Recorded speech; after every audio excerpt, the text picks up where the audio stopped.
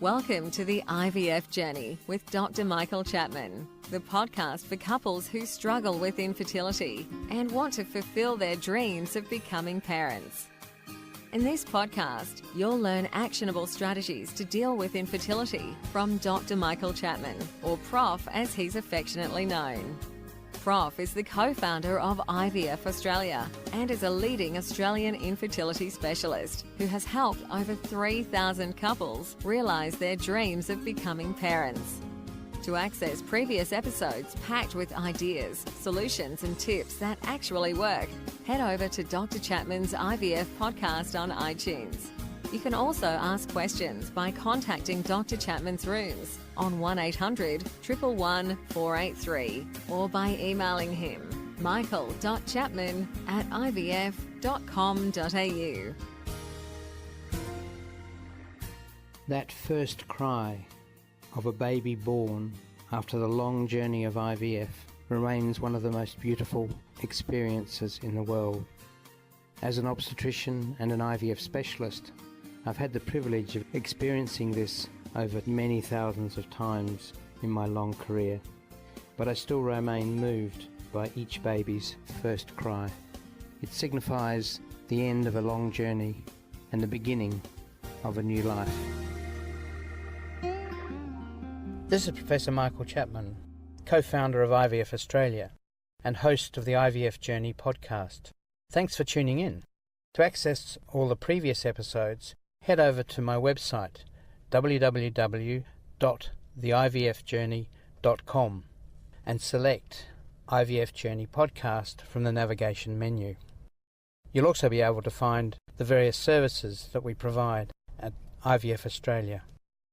So this podcast, I'm going to go into a bit more detail for those that want to know why and how the drugs we use in IVF work.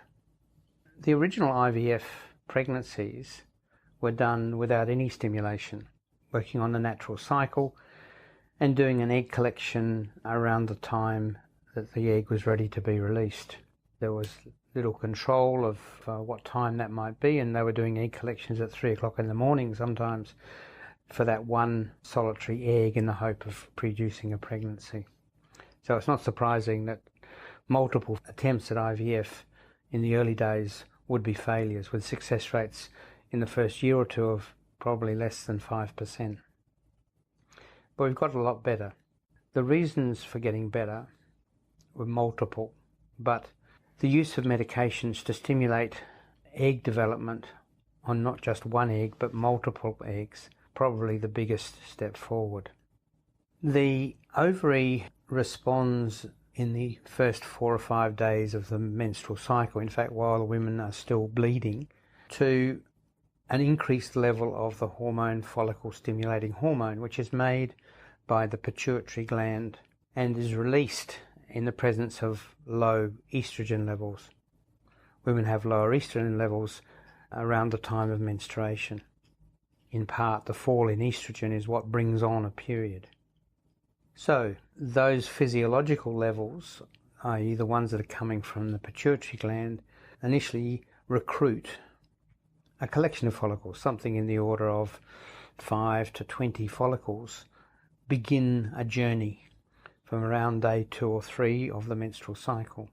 And in a natural cycle, by day 5 or 6 of the cohort that have been recruited, only one is selected out to become what is called the dominant follicle, and that's the single follicle that ultimately will be released for that single egg in a normal cycle. Now, what scientists discovered back in the 70s was that if you gave higher doses of FSH to women in those first few days of the cycle, firstly, you would recruit many more follicles, 20, 40 follicles. And if you keep those high levels of FSH going forward, more than the single follicle will continue to grow. So you'll have multiple dominant follicles.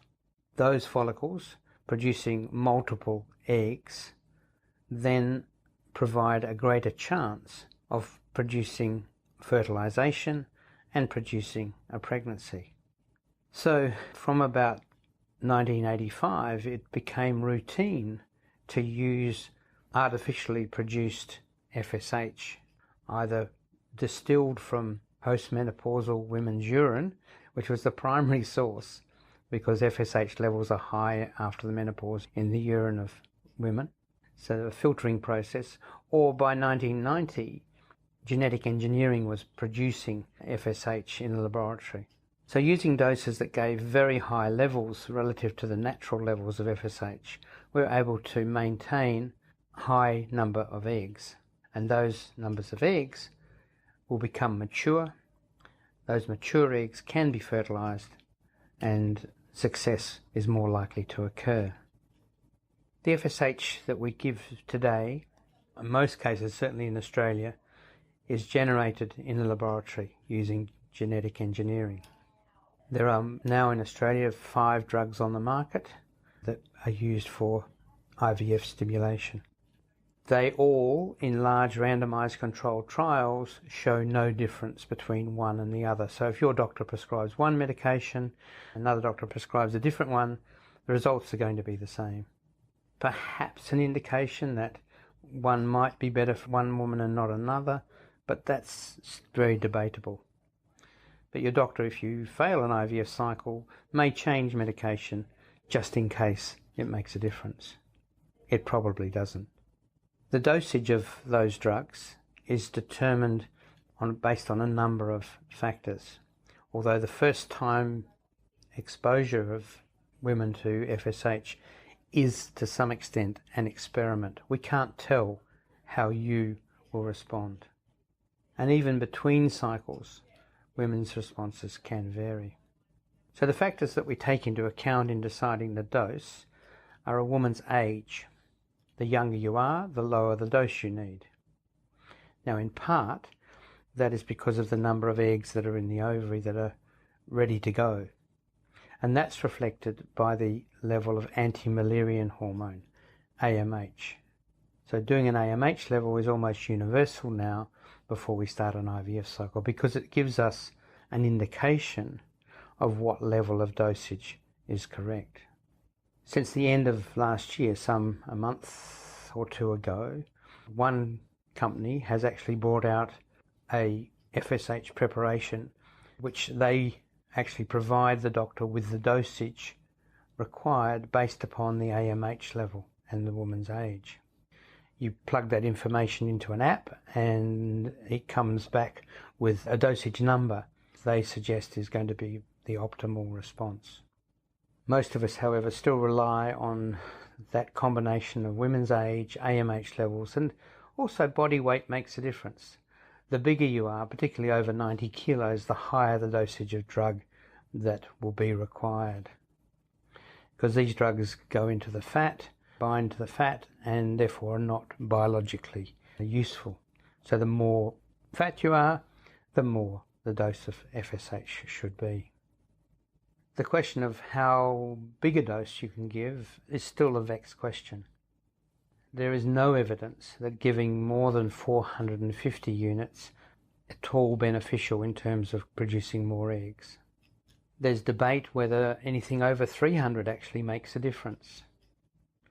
Most doctors in Australia do go up to 450 if there's a poor response. In other words, you only get 1 or 2 eggs. Next time we'll try a dose up to about 450. The usual starting dose in a young woman, say less than 30, with a normal AMH level is 100. So you can see the increments from 100 to 450, depending on women's age, AMH, and body weight. Do these drugs have any side effects? There is the rare woman who has an allergic reaction not to the drug but to the solute in which the drug is dissolved. But that's very rare. Other than that, these drugs produce no side effects as a drug. What they do, if they produce a strong response from the ovary, is to enlarge the ovaries, which can cause discomfort, bloating, and occasionally producing twisting of the ovary. That's not a direct effect of the drug, it's the effect of the successful stimulation produced by the drug. The other drugs that we use are ones that prevent ovulation.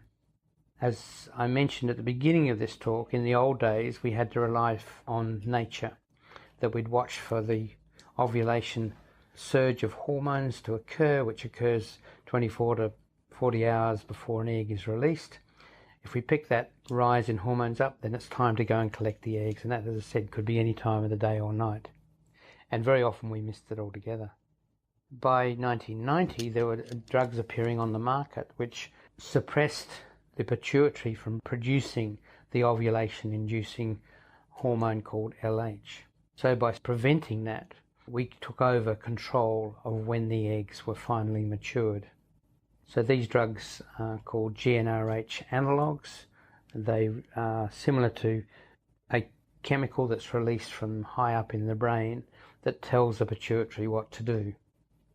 So by switching off the GnRH control of the pituitary, we're able to control the final maturation of the eggs and therefore control ovulation time. So today, that second group of drugs, the analogues, either given before the start of a cycle called the long down regulation protocol, or the shorter protocol with an antagonist, GnRH antagonist, enable us to choose the right time to collect the eggs at a time of the day when the scientists are available. So those drugs we start at a time when we know that's going to take control of things. For an antagonist, that's around day 5 of stimulation in the stimulation cycle. For the antagonists, that's usually starting in the cycle before the one we're going to do the egg collection in, a much longer process. There's really no difference in success rates. However, complication rates in women with polycystic ovaries are less with the antagonists, so we tend to use antagonists. And studies have shown that women prefer shorter treatment lengths, and therefore antagonist is used in more than 85% of cycles in Australia. Again, they have no side effects. The final drug that's used is the drug that matures the eggs. It takes the eggs from being immature to halving their chromosome numbers so that they're ready for the chromosome numbers from the sperm. That occurs in the last 24 to 40 hours before an egg is released, and in the case of IVF, we collect the eggs around 36 to 38 hours after exposure to that surge of drug, so we beat ovulation. If we're late, go more than 40 hours, there's a strong possibility that the eggs will be ovulated into the abdominal cavity and we won't be able to find them. So we are fairly strict in the length of time between the final injection and the egg collection, 36 to 38 hours. Though that particular drug mimics the natural surge of hormones that comes in a natural cycle with the LH surge from the pituitary.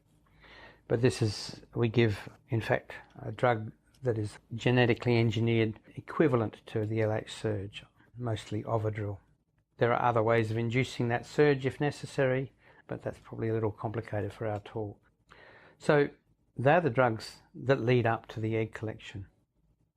We can talk about the drugs after egg collection in another podcast. And don't forget that you can access all the previous episodes by going to our website www.theivfjourney.com and select IVF Journey Podcast from the navigation menu. Thank you for listening to the IVF Journey with Dr. Michael Chapman, the podcast which helps couples negotiate their way through the IVF journey, all the way to parenthood.